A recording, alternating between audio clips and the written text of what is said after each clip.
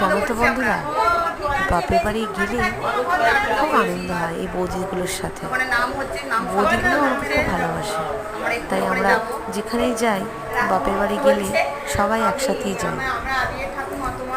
একটু পরেই আমরা সবাই একসাথে কীর্তনের সাথে নাচবো এবং আনন্দ করবো। হয়তো তোমাদের সাথে শেয়ার করতে পারবো না, যদি পারি তোমরা দেখবে এবং তোমাদেরও খুব আনন্দ, তোমরা দেখো, তোমাদেরও খুব ভালো লাগবে।